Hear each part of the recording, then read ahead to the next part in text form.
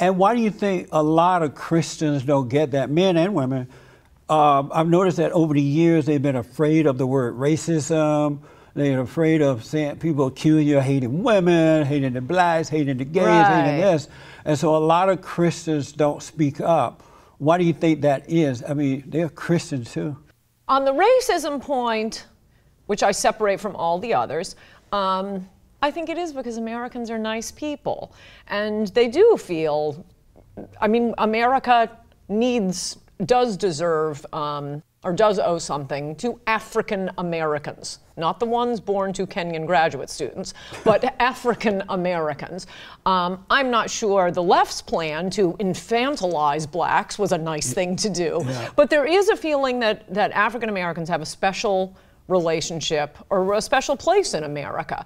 They got the short end of the stick for a couple centuries. All the other groups, and I never understand this, I write about it in Adios America, what is it with Jesse Jackson and Al Sharpton going along with the Rainbow Coalition? No, you have all these other groups we owe nothing to coming in and trying to piggyback on the black experience in America. I mean, why should somebody who just ran across the border get affirmative action over a white American kid? But they do. Immigrants get affirmative action on college campuses.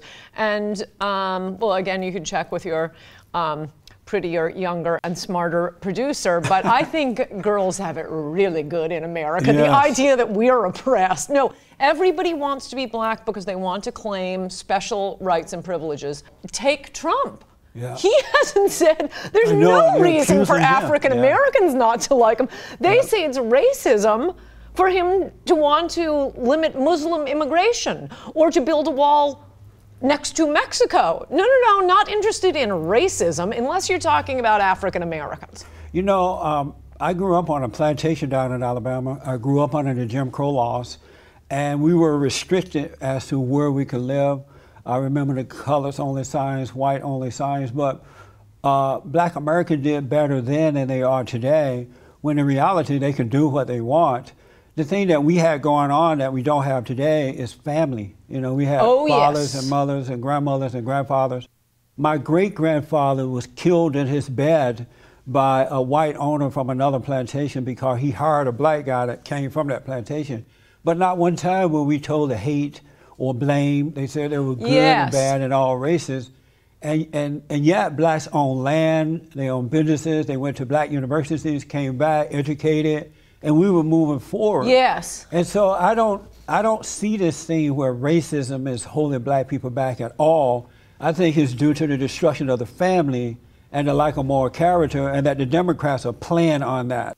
Rather than saying what it really is, they say it's racism, and that prevents many blacks, if not most, from growing up. Oh yes. Well, 3 points. One is, I can't believe you're that old. It is true what they say, black don't crack. That's right. Point two, I have at least a whole chapter on that in my book, Mugged, and the problem of single motherhood. And oh my gosh, you see it in the knockout games, the disaffected urban youth.